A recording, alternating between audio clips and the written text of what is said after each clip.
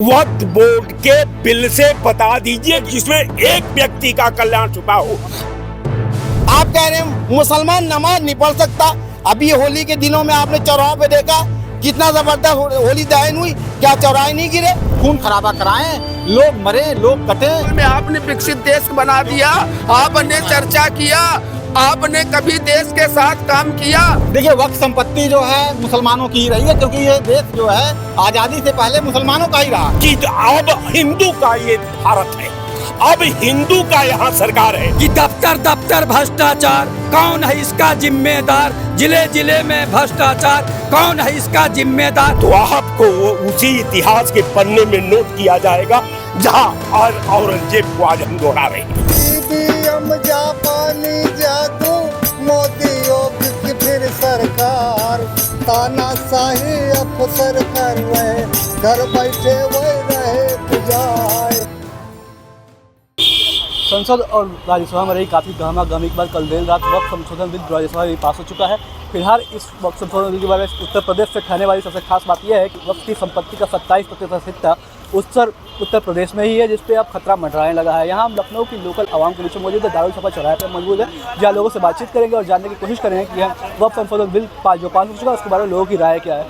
वक्फ संशोधन bill pass हो चुका है राज्यसभा में ही। फिलहाल अगर इसको पूरा विवाद भी छिड़ा रहा और अब पास राष्ट्रपति के पास स्वीकृति के लिए भेजा गया है। देखिए, इस पे विवाद छेड़ने वाले वही तथाकथित लोग हैं जो इसका लाभ उठा रहे थे। अभी तक जिन मजलूमों को जिनको मिलना चाहिए वास्तविक लाभ उनको नहीं मिल रहा था, वो खुशी की उनमें लहर है, वो सब खुशी जता रहे हैं। और इसमें तथाकथित कांग्रेस और सपा के नेताओं ने वक्फ बोर्ड को खूब लूटा और खूब यूज किया और मुसलमानों को खूब यूज किया, डरवा करके, धमका करके कि अगर ऐसा हो जाएगा तो देश में रहने को नहीं मिलेगा और देश से भगा दिए जाओगे। ऐसा कुछ नहीं है। देश के साथ हर व्यक्ति है जो देश का है, देश के अर्थव्यवस्था में अपने योगदान दे रहा है, उस सबकी बात होनी चाहिए। और उनका क्या कसूर था जो दान की गई? दान का मतलब इसलिए लोगों ने किया था, जो बड़े बड़े लोग थे, कि भाई ठीक है, इनसे हमारे जो समाज के गरीब बच्चे हैं, जैसे गरीब स्त्रियां हैं, गरीब लोग परिवार हैं, उनको इनसे मदद मिले। लेकिन उनसे मदद ना मिलने के बजाय उसका लोगों ने दोहन किया। हमारे लखनऊ में ही 270 एकड़ ज़मीन पिपरसंड के पास सपा सरकार में एक माफिया भूमाफिया को बेच दी गई। वो वक्फ की ज़मीन थी और वक्फ बोर्ड ने उसको सिर्फ लीज पे दे दिया। लीज पे तुम बताइए, 200 दुकानें आप 10-10 हज़ार रुपया लीज पे दिए बैठे हो। तो इससे यही उसमें संशोधन किया गया और आप देखिए कितने ध्वनिमत से पास हुआ। विपक्ष तो लगातार आरोप लगा रहा है कि जो बिल है इससे सरकार जो वक्फ की संपत्तियां हैं उनको बेचने का प्रयास कर रही है।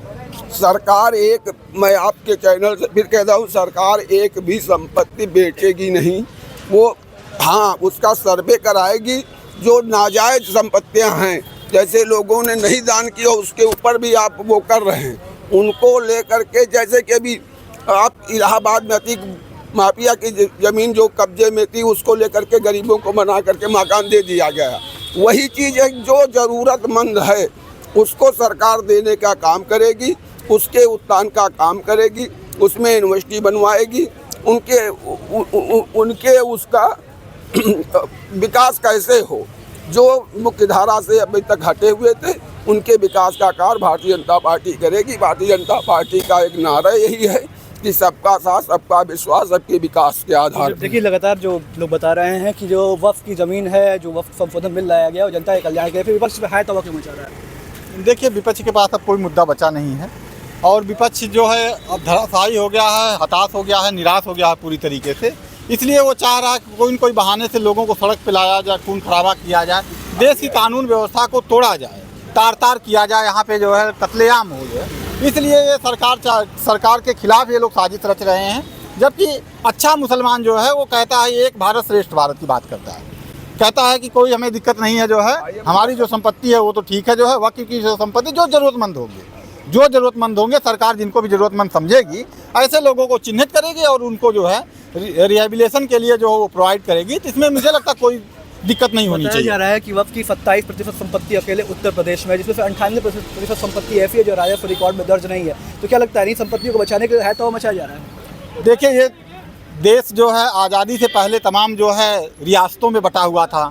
यहाँ के भी तमाम नवाब थे, नवाब आसिफुद्दौला, चाहे इमामबाड़ा हो, चाहे भूलभुलैया हो, चाहे रूमी दरवाज़ा हो, तमाम संपत्तियाँ हैं। यहाँ पे भी आप हजरतगंज में भी देख सकते हैं। तो ये जो संपत्तियाँ हैं बेसिकली जो है ये राजाओं ने खरीदा थोड़ी था, उन लोगों ने भी तो जीता था बेसिकली जो है, और उनके ख़त्म होने के बाद देश आज़ाद हुआ तो उसके लिए नया बिल बना और लोगों ने उसको दान दे दिया बेसिकली जो है अपने अपने धर्म के लिए। तो मुझे लगता है अब देश एक अच्छी रास्ते पे चल रहा है बेसिकली जो है।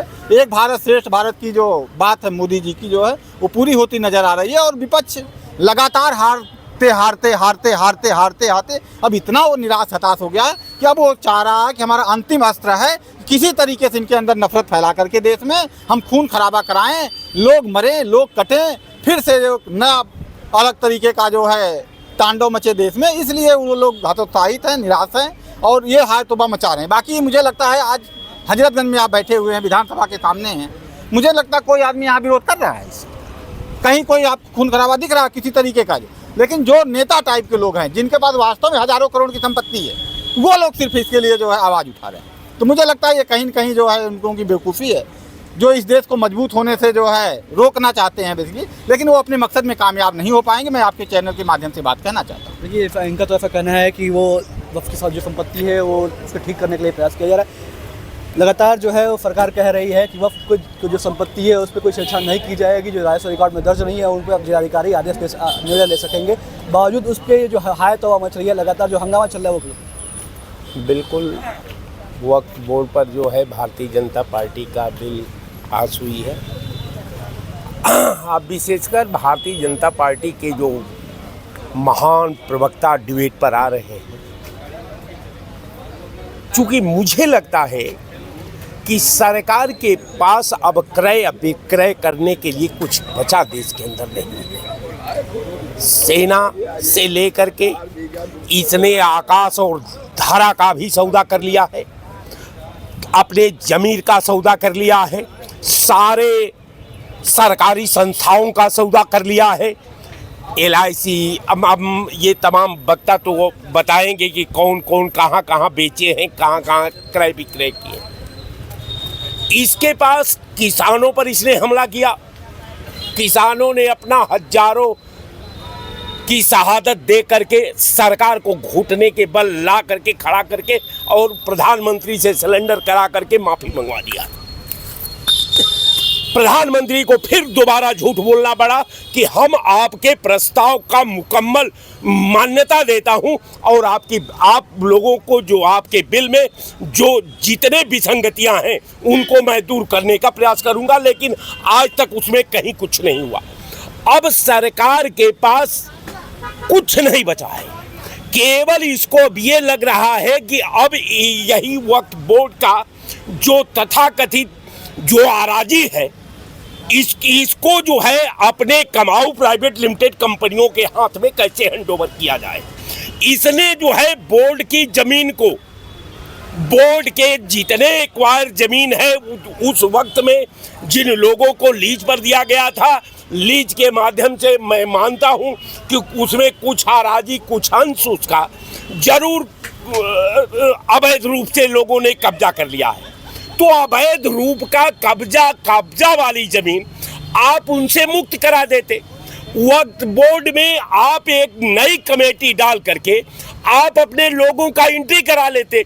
आप ये तब भी था, तो कराने की बात कही जा रही है कि जो गैर मुस्लिम सदस्य हैं वो भी शामिल हो सकेंगे। बिल्कुल आप करा लेते, उसमें किसी को इसमें बिल की क्या जरूरत थी। वक्फ बोर्ड के बिल से बता दीजिए कि एक भारत का नागरिक का नाम बताइए, सरकारी क्षेत्र, गैर सरकारी क्षेत्र, पॉलिटिकल क्षेत्र, नॉन पॉलिटिकल क्षेत्र, एक क्षेत्र का नाम बताइए जिसमें एक व्यक्ति का कल्याण छुपा हो, जिसमें राष्ट्र का कल्याण छुपा हो, जिसमें समाज का कल्याण छुपा हो, जिसमें व्यवस्था का कल्याण छुपा हो।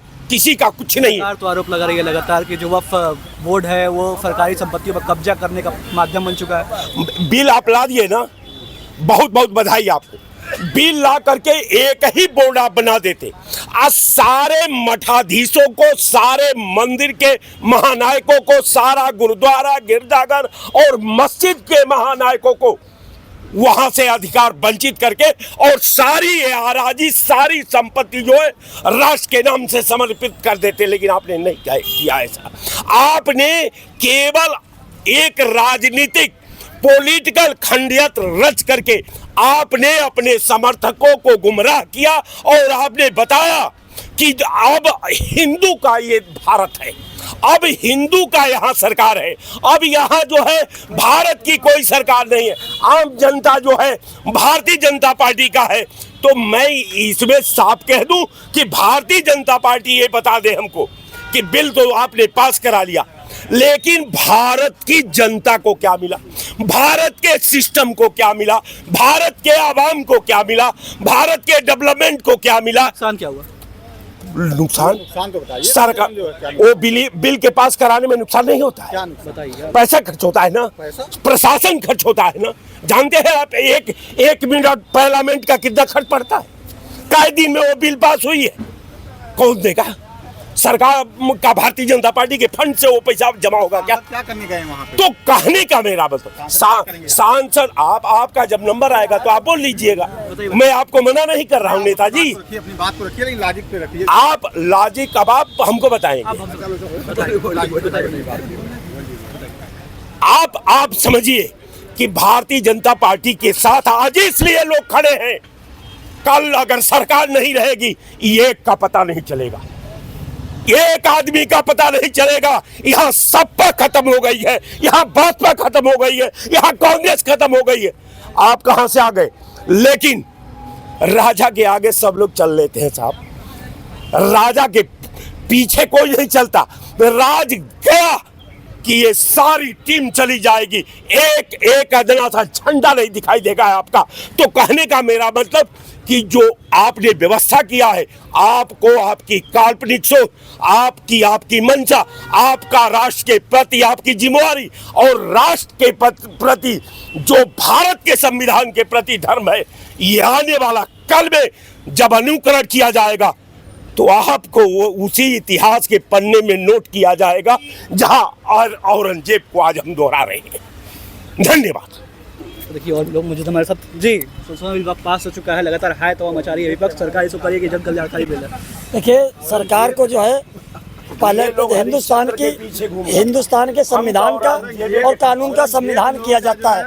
अगर ये बिल लोकसभा और राज्यसभा में आया था तो लोकसभा और राज्यसभा में चर्चा के बजाय, बहस के बजाय वोटिंग भी कराई गई होती। उससे ये मान लो, एक मिनट, वोटिंग कराई हो गई होती, अगर वोटिंग हुई होती संसद में 56 वोट ज़्यादा, हाँ 126 वोट राज्यसभा में। अरे मुझे तो नहीं लगता जिस तरीके से पारित हुआ है बिल। एक हिंदुस्तान की, देश की बड़ी पंचायत है। माननीय अटल बिहारी वाजपेयी जी भी देश के प्रधानमंत्री रहे और आडवाणी जी भी उप प्रधानमंत्री रहे, गृह मंत्री रहे। बाकी जहाँ तक सवाल इस तरीके कर रहा है जो सरकार लाई है। नुकसान क्या लग रहा है आपको इस बिल से? जी, नुकसान क्या लग रहा है आपको इस बिल से? अब नुकसान ये तो जिनके पास है उनको लगेगा, हमें क्या लगेगा। बाकी कुल मिला के जो है कानून का, संविधान का सम्मान करना चाहिए। ये वोटिंग नहीं कराई गई कह रहे हैं ऐसा। ये असली मुसलमान, इनको पता नहीं। वोटिंग चली है पूरी तरीके से, रात भर चली है, 3-4 बजे तक चली है वोटिंग जो है, और 282 सांसदों का जो है समर्थन मिला है इस बिल को, तब पास हुआ है। ऐसा नहीं है कि अंदर कानून बना दिया गया और उसको पास कर दिया गया। भाई को हो सकता है जानकारी थोड़ी कम होगी, लेकिन ये असली मुसलमान है, इन्होंने भी समर्थन किया है आपकी बात को। लेकिन जो गंदे मुसलमान है, जो देश को तोड़ना चाहते हैं, जो देश को बर्बाद करना चाहते हैं, जो है जो कांग्रेस और सपा के दूषित मानसिकता से है। हो ही क्यों रही है? वक्फ की संपत्ति की बात हो रही है। देखिए वक्फ संपत्ति जो है मुसलमानों की ही रही है, क्योंकि ये देश जो है आज़ादी से पहले मुसलमानों का ही रहा है। चाहे वो नवाब सिराजुद्दौला रहे हों, चाहे आप जो है नवाब, तमाम तरीके के नवाब रहे, छोटी छोटी रियासतों को बना करके, तो उनको उन्होंने कोई खरीदी नहीं थी, रजिस्ट्री नहीं करवाई थी। आज उनसे आप पूछिए जरा जो है प्रवक्ता साहब से कि वो आज़ादी के पहले उनके पिताजी के पास या उनके पूर्वजों के पास कितनी संपत्ति थी और कहाँ रजिस्ट्री पेपर उनके पास हो। तो ये देश में आज़ादी के बाद मिला ना सबको रजिस्ट्री का हक जो है। तो जो लोगों ने दान किया, जो लोगों ने अलग अलग तरीके से संपत्तियों को जो लोगों में बंटवारा कर दिया बेसिकली जो है, तो मुझे लगता है वक्फ बोर्ड का जो बिल आया है ये स्वागत योग्य है और इससे मुझे लगता है खुशहाली मिलेगी। एक देश एक भारत श्रेष्ठ भारत की बात होती जा रही है और ये देश मजबूत होगा और आने वाले दिनों में मुझे लगता है कि इस देश को जो है विश्व गुरु बनने से कोई माई का लाल रोक नहीं पाएगा। बिल्कुल रुपया घट रहा है और देश विकसित हो रहा है। भाई साहब पार्लियामेंट में एक मिनट पार्लियामेंट में प्रधानमंत्री कभी भी एजुकेशन को लेकर, प्रधानमंत्री कभी भी मेडिकल को लेकर चर्चा किए हैं? आप विदेश दौरे से आते हैं, कभी भी एक इंटरव्यू मीडिया को प्रेस कॉन्फ्रेंस करके साझा करते हैं और आप बोले देश विकसित हो रहा, रुपया नीचे जा रहा है। हम बताएं विकसित क्यों नहीं हो रहा, क्यों नहीं विकसित हो रहा? बताइए। आपने क्या किया 70-60 साल में? आपने विकसित देश बना दिया, आपने चर्चा किया, आपने कभी देश के साथ काम किया? तुमने सिर्फ हिंदू मुस्लिम कर करके सिर्फ वक्फ संशोधन बनाते रहे, सिर्फ वक्फ संशोधन बनाते रहे और वक्फ को सारे तुम वो देते रहे। आपने कभी नहीं किया। अरे अगर ये 70 साल में नहीं कुछ हुआ था तो IIM कैसे खुला, IIT कैसे खुला? क्या बात कर रहे हैं आप? मोदी जी खोल के बैठे हुए थे। नहीं, मोदी जी खोल के बैठे हुए थे। जो राज करेगा वो खोलेगा नहीं का कह दोगे, और तुमको इतिहास नहीं पता है, कह दोगे कि वो रेलवे स्टेशन किसने बनाया? जब अंग्रेज जो राजा रहेगा वो बनाएगा, जो राजा रहेगा वो बनाएगा, जो राजा रहेगा वो बनाएगा। सिर्फ जानकारी आपको नहीं, पूछिए सबको जानकारी नहीं। वक्फ बिल को लेकर के लगातार हाय तवा मची हुई, विपक्ष लगातार आरोप लगा रहा है कि वक्फ की संपत्ति को सरकार कब्जे में करना चाहती है। संसद बिल पास हो चुका है, क्या कहना चाहिए? देखिए, एक देश एक कानून होना चाहिए, लेकिन वक्फ बोर्ड बिल जो पास हुआ है उसको जो है पास करके अल्पसंख्यक गरीबों को, बेसहारा मजलूमों को, उनके जीवन को जो है जीवन स्तर को उठाने के लिए काम किया जाए तो अच्छा है। लेकिन किसी बड़े उद्योगपति जैसे अडानी अंबानी या अन्य उद्योगपति को वो ज़मीन न दिया जाए, तब जाके जो है देश से गरीबी बेबसी मिटेगी। और मैं मोदी जी से, आदरणीय अमित शाह जी से कहना चाहूँगा, 20% गरीबों के लिए तो आप जो है वक्फ बोर्ड बिल में संशोधन की, 80% हिंदू गरीबों के लिए आपने क्या किया? इसके ऊपर भी विचार करना चाहिए कि ये जो धन दौलत लोगों में अपार बढ़ता जा रहा है, गरीबी और अमीरी की खाई बढ़ती जा रही है, इस पे कब बिल ले आएंगे? जो बड़े बड़े MLA हैं, MP हैं, जो भ्रष्टाचारी हैं, मर्डरर हैं, आपके अगल बगल बैठते हैं और जिस जिले में वहाँ हवेली, दिल्ली में हवेली, नोएडा गाजियाबाद में हवेली, लखनऊ के इर्द गिर्द, दिल्ली के इर्द गिर्द 100-200 बीघे का कृषि फार्म कहाँ से लाए? उनके बच्चे ऑस्ट्रेलिया अमेरिका पढ़ते, 7-7 फॉर्च्यूनर खरीदे हैं। किसके नाम खरीदे हैं? जिसके नाम खरीदे हैं, क्या उसका जीवन स्तर फॉर्च्यूनर खरीदने लायक है कि नहीं है? इसकी जांच होनी चाहिए। लोगों के पास हवेली और गाड़ियाँ नहीं है। विपक्ष के लोगों के पास हवेली और गाड़ियाँ नहीं है। मैं एक पक्ष की बात नहीं कर रहा हूँ, पत्रकार महोदय गजब के हैं आप, वरिष्ठ पत्रकार हैं, सभी भ्रष्टाचारियों की बात कर रहा हूँ। किसी भी दल में है, अगर भ्रष्टाचारी है तो उनकी संपत्ति की जांच होनी चाहिए, उन्हें जेल भेजना चाहिए। आप पार्टी से क्यों ले जाते हैं? IAS IPS PPS PCS किसी पार्टी के हैं जो भ्रष्टाचार कर रहे हैं? तहसील में चले जाइए तो लेखपाल से लेकर SDM तक भ्रष्टाचार में लिप्त है, थाने में चले जाइए तो सिपाही से लेकर थानेदार तक भ्रष्टाचार में लिप्त है। कभी माननीय योगी आदित्यनाथ जी, संत मुख्यमंत्री, न किसी तहसील में गए, न किसी थाने में गए कि हमारे कर्मचारी जनता के साथ कैसा व्यवहार कर रहे हैं। अगर आप किसी गरीब के भेष में गए होते, किसी किसान के भेष में गए होते, तहसील में गए होते, थाने में गए होते, तो अपने कर्मचारियों के बारे में आपको जानकारी होती। कितना बड़ा अंधेर गर्दी मचा हुआ, भ्रष्टाचार हो रहा है, उस पर कभी आपने बोला नहीं। केवल zero tolerance, zero tolerance, zero tolerance आपके मीडिया पर, अखबारों में छपता है, केवल बड़े बड़े अखबारों में छपेगा कि भ्रष्टाचार मुक्त उत्तर प्रदेश, अपराध मुक्त उत्तर प्रदेश, गुंडा मुक्त उत्तर प्रदेश। आखिर अगर ये गुंडा मुक्त उत्तर प्रदेश है तो कैसे जो है आगरा में गुंडे जो है बुलडोजर और तलवार और गड़ासा बल्लम भाली लेके पहुंच रहे हैं? कैसे पहुंच रहे हैं? क्या वो शरीफ हैं? वो सज्जन पुरुष हैं कि जो किसी के घर पे धावा बोल दें? और लखनऊ शहर मेट्रो सिटी है, स्मार्ट सिटी है, यहाँ आलमबाग शहर में है, 20 शहर में, यहाँ से एक महिला को ले जाके जो मलिहाबाद में जो हत्या कर दी जाती है, इनका पुलिस प्रशासन कई थाने पड़े, कई चौकी पड़े और 112 नंबर की डायल पुलिस क्या कर रही थी? किस लिए ड्यूटी लगाई जाती है पुलिसों की किरात में जो है? क्यों ड्यूटी लगाई जाती है कि कोई अप्रिय घटना न घटने पावे। तो कैसे ये हुआ? पकड़ा क्या गया? जब अपने उस महिला को क्या न्याय मिला? जिस महिला की हत्या हुई उसके बेटे को क्या मिला? उसके पति को क्या मिला? उसके पति को क्या मिला? बीच में मत बोलिए, आप बीच में टपकने की आदत छोड़िए। सच्चाई ये है कि आपका प्रशासन फेल है, आपकी कानून व्यवस्था फेल है। केवल आप ढिढोरा पीटते हैं कि कानून का राज है, संविधान का राज है, राम राज है। क्या यही राम राज है?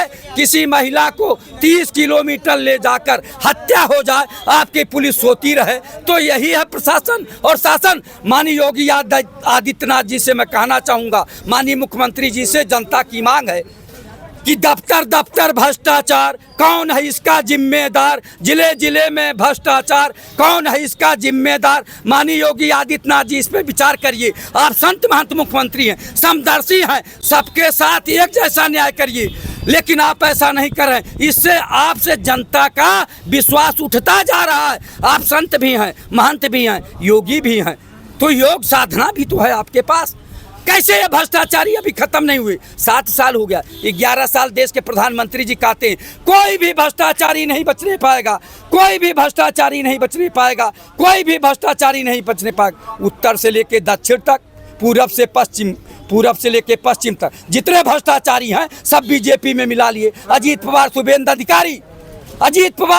अधिकारी, हेमंत बिश्व शर्मा का नाम लेकर प्रधानमंत्री जी कहे थे कि ये 70,000 करोड़ के घोटाले में है, इनको जेल भेजेंगे, चक्की पिसिंग। आज अजीत पवार जी कहाँ हैं? किसके साथ है? एक दिन प्रधानमंत्री जी और बोल दिए, मेरे ताप से कोई भ्रष्टाचारी मेरे अगल बगल नहीं बैठ सकता है। और जितने भ्रष्टाचारी हैं उनको गले लगा रहे हैं। तो कैसा इनके चाल चलित चेहरा में सब उजागर हो रहा है कि ये कहते कुछ और हैं, करते कुछ और हैं, कहते कुछ और हैं और करते कुछ और हैं। माननीय प्रधानमंत्री जी, जनता ये चाहती है कि अगर आप देश से भ्रष्टाचार समाप्त कर देते तो देश जो है विकसित राष्ट्र बन जाता। आपको कहना चाहूँगा, माननीय प्रधानमंत्री जी कहते थे ना, मैं आऊँगा 2 करोड़ लोगों को प्रतिवर्ष रोजगार दूंगा, देश से भ्रष्टाचार समाप्त करूंगा, देश से महंगाई समाप्त करूंगा, विदेशों में जमा काला धन ला के देश में खुशहाली लाऊंगा। क्या हुआ? खुशहाल जनता खुशहाल हुई? बल्कि आपने जो 70 साल पहले बनी बनाई संपत्ति थी उसे बेचने का काम किया। आपने रेल बेच दिया, भेल बेच दिया, LIC बेच दिया, हवाई अड्डा बेच दिया,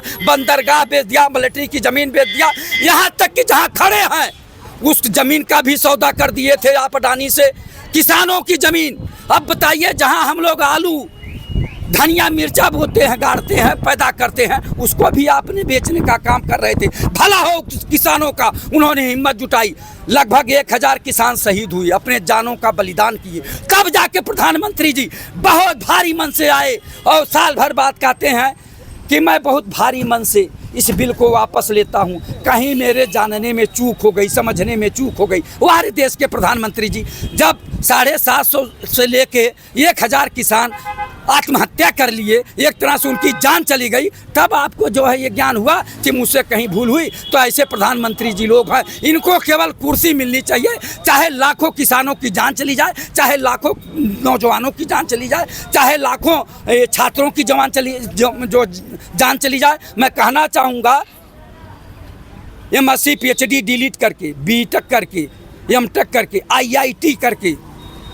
ITI करके, पॉलीटेक्निक करके, D pharma, B pharma, M pharma करके बच्चे बेरोजगारी का दंश झेल रहे हैं। उस पर कोई कार्य योजना नहीं ला रहे हैं कि कोई कल कारखाना लगावें, कोई बड़ी योजना लावें कि लोगों को रोजगार मिले। लेकिन बस जब हम पूछते हैं सवाल तो कहते हैं 10 साल पहले क्या रोजगार मिला था? अरे भैया, 10 साल पहले जो लोगों ने नहीं दिया तो हम लोगों ने उनको हटा दिया। आपने रोजगार का वादा किया था और वादा करके वादा न निभाना भी एक तरह का भ्रष्टाचार है, सबसे बड़ा भ्रष्टाचार है। अगर आपने वादा किया, वादा करके नहीं निभाया, तो ये भी बड़ा भ्रष्टाचार है। प्रधानमंत्री जी, इस पे भी गौर करिए। उन लोगों ने ये नहीं कहा कि हम 2 करोड़ लोगों को प्रतिवर्ष रोजगार देंगे, देश से भ्रष्टाचार समाप्त करेंगे, देश से महंगाई समाप्त करेंगे, बेरोजगारी दूर करेंगे, विदेशों में जमा काला धन ला के देश में खुशहाली लाएंगे। वो नहीं कहे थे। देश के प्रधानमंत्री आदरणीय नरेंद्र दास मोदी जी ने कहा था और हम लोगों ने विश्वास किया। हम लोगों ने पूर्ण बहुमत नहीं, प्रचंड बहुमत की सरकार बनवाई। उसके बाद भी आप भ्रष्टाचारियों को गले लगा रहे हैं। ये कहाँ की नैतिकता है? क्या यही राम राज्य है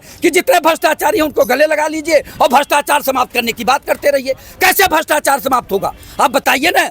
किसी का टैक्स जमा करके और उसको जो है बाइज्जत भरी कर दे रहे हो, ये कोई बात हुई? पहले तो भ्रष्टाचार किया, उसकी संपत्ति जब्त करिए, चाहे जितनी संपत्ति हो, सारी संपत्ति राष्ट्रीय संपत्ति और राज्य की संपत्ति घोषित करिए। तब गरीबी, बेबसी, लाचारी समाप्त होगी। तब उत्तर प्रदेश अच्छा प्रदेश बनेगा और भारत विकसित राष्ट्र बनेगा। आदरणीय प्रधानमंत्री जी और आदरणीय योगी जी, मैं आपसे करबद्ध प्रार्थना करता हूँ कि योगी जी से विशेष कर, चूँकि मैं यूपी का निवासी हूँ, जो एमएलए एमपी, जो एमएलए एमएलसी और जो आईएएस आईपीएस पीपीएस पीसीएस, तहसीलदार से लेके जो है लेखपाल से लेके एसडीएम तक जो जितने भ्रष्टाचारी हैं जिस विभाग में हैं, चाहे लोक निर्माण विभाग हो, सिंचाई विभाग हो और चाहे जो है ये आपका स्वास्थ्य विभाग हो और अन्य विभाग जितने भी हैं, उसमें बड़े बड़े अधिकारी बड़े बड़े घोटाला किए हैं और 100 बीघा खरीदे हुए हैं और 6-7 फॉर्चूनर या बड़े बड़े हवेली लखनऊ बनाए। ये कहाँ से लाए? उनका तनख्वाह जोड़ दीजिए, 10 लाख और दे दीजिए, कहाँ से लाए? ये इनका भ्रष्टाचार नहीं समाप्त करें। उनके बगले बैठते हैं माननीय मुख्यमंत्री जी, हंस हंस के बातें करते हैं। ये कब भ्रष्टाचार समाप्त करेंगे? बार बार अवसर नहीं आएगा माननीय मुख्यमंत्री जी, बार बार अवसर किसी को नहीं मिलता।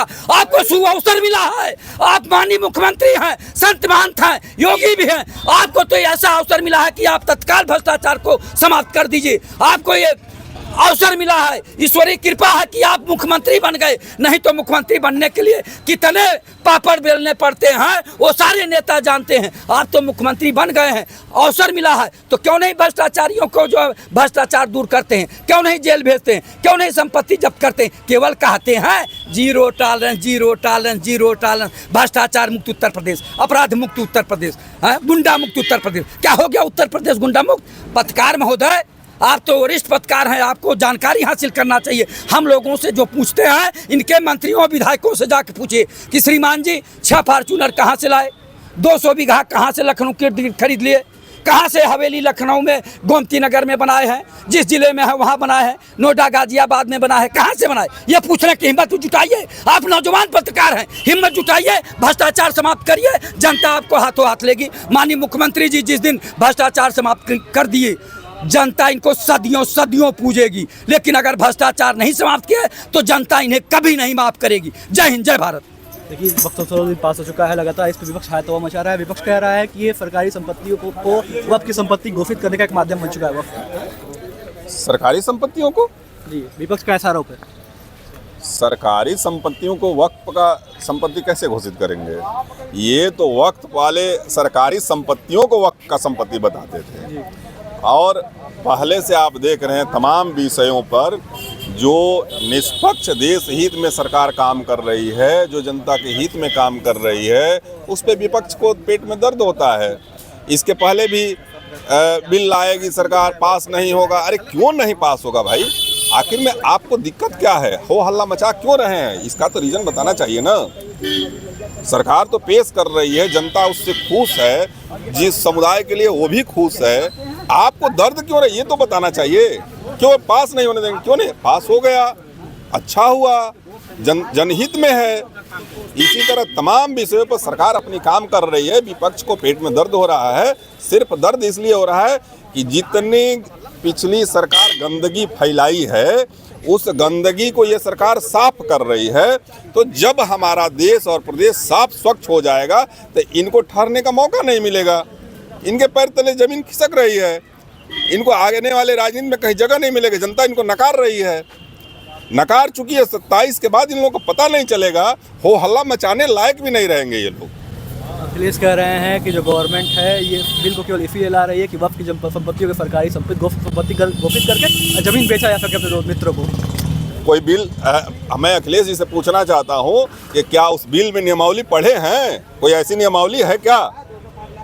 लेकिन अपने मन से कुछ भी कह देना ये तो स्वतंत्रता है। जब उनको गोबर से दुर्गंध आ रही है, जिसमें वो पैदा हुए हैं उनको दुर्गंध आ रही है, तो कुछ भी कह देने से थोड़े होगा। बिल में ऐसा कुछ नहीं है। बिल उन गरीब मुसलमानों के लिए जनहित में है जो प्रताड़ित हो रहे थे, जो दंश झेल रहे थे उसका। वैसे ही 3 तलाक पे ये हो हल्ला मचा रहे थे, वो भी जनहित में था। 370 पे हल्ला मचा रहे थे, वो भी जनहित में था, देश हित में था। तो तमाम विषय सरकार वही कर रही है जो इन लोगों ने गंदगी फैलाया उसको साफ कर रही है, और साफ कर रही थी। ये तो गंदगी फैला, देखिए भ्रष्टाचार, तमाम भ्रष्टाचार कब हुआ था? योगी जी के सरकार में, माननीय मुख्यमंत्री जी के सरकार में नहीं हुआ था। जो सरकार पिछली थी, आप देखेंगे एक बार यादव पीसीएस की लिस्ट आई थी, केवल यादव पीसीएस ही थे उसमें। यूपी भर्ती की लिस्ट आई थी, केवल मैनपुरी इटावा के ही बच्चे थे उसमें। क्या और प्रदेश में बच्चे नहीं रहते हैं? लिस्ट तो इनकाउंटर की भी आई थी। तो लिस्ट तो इनकाउंटर की अब आ रही है ना। तो भैया आपके सरकार में आपने गुंडई कराया है और आज भी वही कराना चाहते हैं, तो इनकाउंटर तो होगा। लेकिन इस सरकार में कौन गुंडई कर रहा है? अगर गुंडई कर रहा है तो 24 घंटा नहीं बीत रहा है, उसकी अतड़ी की पता नहीं चल रही है। अब देखिए, जितनी पब्लिक है उतनी पुलिस नहीं है कि हर पब्लिक के ऊपर एक पुलिस खड़ा कर दो कि अपराध ना करें। अपराध कहीं भी आप कर सकते हैं, लेकिन अपराध करने के बाद वक्त से नहीं जाएंगे। वो अपराधी का अतड़ी निकालने का काम कर रही है सरकार। आप देख रहे हैं, तमाम एग्जाम्पल है। अभी दूर मत जाइए, अभी यही लखनऊ का देखिए, अपराध किया और 24 घंटा नहीं बीता, उसकी अतड़ी निकाल दी गई।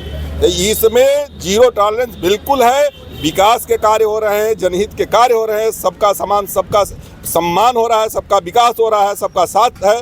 तो इसमें कोई दो राय नहीं है। दर्द इन लोगों को सिर्फ इसीलिए है कि अच्छा काम हो रहा है देश में, इन लोगों को हजम नहीं हो रहा है। क्योंकि इन लोगों का क्या था, व्यक्तिगत लाभ पहुंचाने के लिए, व्यक्ति विशेष के लिए, एक व्यक्ति विशेष समुदाय के लिए लोग काम करते थे। लेकिन ये सरकार सर्व समुदाय के लिए काम करती है, सबके लिए काम करती है। आज तक तो आरोप यही लगता है कि भाजपा हिंदूवादी है। इस बिल में कौन सा हिंदूवादी है? ये तो मुसलमानों के जनहित में है। किस हिंदू के लिए है? उन मुसलमानों के लिए है जो गरीब, मजलूम, दबाए कुचले मुसलमान थे, जिनको प्रताड़ित किया जा रहा मौलानाओं और दादाओं से, उनके हित में है। तो दर्द तो होगा, इसलिए कि उस मान्यवर के संपर्क में ये मौलाना और रसूखदार लोग हैं जिनके परेशानी हो रही है इस बिल से। उनकी भूमाफिया गिरी जा रही है, उनकी कब्जा जा रही है, इसलिए उनको दर्द हो रहा है। देखिए, बिल पास हो चुका है, लगातार विपक्ष तो मचा रहा है, दर्द हो रहा है। इनका कहना है कि दर्द इसलिए हो रहा है कि अच्छा काम हो रहा है। सिर्फ मुसलमानों के लिए अच्छा काम हो रहा है। मोदी जी और योगी जी सिर्फ मुसलमानों के लिए अच्छे काम कर रहे हैं। और बिल्कुल जो वक्फ की ज़मीनें हैं जिस पे कोई हस्तक्षेप सरकार का नहीं होना चाहिए, वो हमारे पूर्वजों की जगह है, उसके हम लोग खुद उसके संरक्षक हैं। वो ज़बरदस्ती एक माहौल बनाया जा रहा है वक्फ की ज़मीन। अरे वक्फ की ज़मीन से आपसे क्या लेना देना था? मगर सरकार ने ऐसी माहौल बनाती है और कुछ ऐसे लोगों को भेज देती है प्रचार करने के लिए कि वो लोगों को भ्रमित करे जाके। वक्फ की संपत्ति हमारी संपत्ति है, हमारे पूर्वजों की संपत्ति है, उससे आपसे क्या मतलब भाई? हम उसके बाद आपके वक्त मंत्री बनाए जाते हैं, आप यहाँ के आबकारी सब मंत्री बनाए जाते हैं, वक्त में भी हमारे चेयरमैन बनाए जाते हैं। चेयरमैन कौन है? आज जफर फारूकी क्यों नहीं बदला गया जब इतना बड़ा कलंकित था, इतना बड़ा, दोबारा फिर उसका चयन किया गया? इसलिए सब साठगांठ से काम हुआ है। वक्त की संपत्ति, आप ये भाई साहब ने जिक्र कर रहे 3 तलाक का, क्या 3 तलाक में कितने लोगों को जेल में भेज दिया सरकार ने? कहाँ 3 तलाक का मामला है? धारा 370 हटाई, कितने लोगों ने जाके ज़मीनें खरीदी, कितना निर्माण हुआ, उसका भी भाई साहब आंकड़े पेश कर दे। ये कुछ नहीं है। ये जब भी जो चुनाव करीब आते जाएंगे, चाहे वो 24 का आया हो, चाहे 19 का आया हो, चाहे वो 14 का आया हो, 14 में लोगों को बेहतरीन ख्वाब दिखाए गए, रोज़गार दिया जाएगा, जो 15 लाख रुपए दिए जाएंगे, 2 करोड़, ये सब जुमले की सहाय और निशाना मुसलमान रहता है। ये इन लोगों के लिए, सरकार के लिए मुसलमान जो है बहुत बड़ा गॉड गिफ्ट है। इनको कोई काम होता है मुसलमान को ले आते हैं, उसके वक्त बोर्ड को ले आएंगे, 3 तलाक को ले आएंगे, ये ले आएंगे, वो ले। आज बताइए हिंदुओं का उद्धार कब करेंगे भाई? आप क्या कर रहे हैं? आप कह रहे हैं मुसलमान नमाज नहीं पढ़ सकता। अभी होली के दिनों में आपने चौराहों पे देखा कितना ज़बरदस्त होली दहन हुई, क्या चौराहे नहीं गिरे? खावड़िया वाले निकलते हैं, क्या चौराहे नहीं गिरते? हम 5 मिनट की नमाज पढ़ते, ये एक आँख से काम नहीं चलेगा, दोनों आँख से हमें देखना चाहिए। हम आपको दोनों आँख से देख रहे हैं, आपकी आईडी को दोनों आँख से देख रहे हैं। ये दोहरा रवैया ज़्यादा दिन चलेगा नहीं। ये बड़े बड़े तानाशाही ध्वस्त हो गए, ये सरकार भी जितनी मनमानी चाहे कर ले, माना कि ताकतें तुम्हारी हैं, खुदा हमारा है, हम उसके सहारे इस देश के अंदर मुल्क की तरक्की खुशहाली के लिए काम करते रहेंगे। इसके अलावा मुझे कुछ नहीं कहना है। 370 हटने से कोई फ़ायदा नहीं हुआ, 3 तलाक हटने से कोई फ़ायदा नहीं हुआ। अब ये तो जो उसके पीड़ित होंगे वो बताएंगे कि फ़ायदा हुआ कि नहीं। हमारे बोलने से और उनके बोलने से नहीं होगा। ये तो जो उसके पीड़ित होंगे वो बताएंगे कि फ़ायदा हुआ कि नहीं। और जहाँ तक रही हिंदुओं की बात, अभी तो महाकुंभ हुआ था जो विश्व स्तर के पटल पे दिखा, एक उदाहरण पेश हुआ, जो दिव्य और भव्य कुंभ हुआ, उस पर भी इन लोगों को पेट में दर्द हो रही थी। क्या वो हिंदुओं के लिए नहीं था? राम मंदिर निर्माण हुआ, क्या हिंदुओं का नहीं, क्यों हिंदुओं के लिए नहीं है? तो तमाम एक्सप्रेसवे बन रही है, क्या वो समाज के लिए नहीं है? तो सारे विकास के कार्य हो रहे हैं। आज चौथे अर्थव्यवस्था हिंदुस्तान की चौथे पायदान पे है, 2014 में 10वें पायदान पे थी। क्या ये विकास नहीं है? क्या सुधार नहीं है? वो बिल्कुल लेकर क्या करें? देखिए, हम आपको बता दें, ये जो नाटक कर रहे हैं, बुजुर्गों ने कह गया है अंत के बाद अंत होता है। बुजुर्गों ने कह गए हैं अंत के बाद अंत होता है। और भाई साहब काम की बात कर रहे थे भाजपा के शासन में, तो भाजपा के शासन में जो कार्य हो रहे हैं, मैं 2 लाइनें गीत के माध्यम से आपको बताना चाहता हूँ। और इस देश को किसने बचाया, ये भी मैं आपको 2 लाइनों में बताना चाहता हूँ। हर सुमिरन करके भीमा राव को गुरु अपने के ध्यान लगाए। भीमा मैया के कोछा माँ बाबा भीमली में अवतार। सुमिरन करके भीमा राव को गुरु अपने के ध्यान लगाए। भीमा मैया के कोछा माँ बाबा भीमली में अवतार। दुख दूर दलितन के होइगे, जागे भाग गरीबन क्यार। दलित गरीबन मजदूरन के सबका गे अधिकार दिलाए।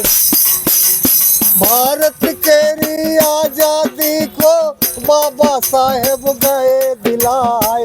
राज छीन ली अंग्रेजन से और लंदन को दियो पठाए।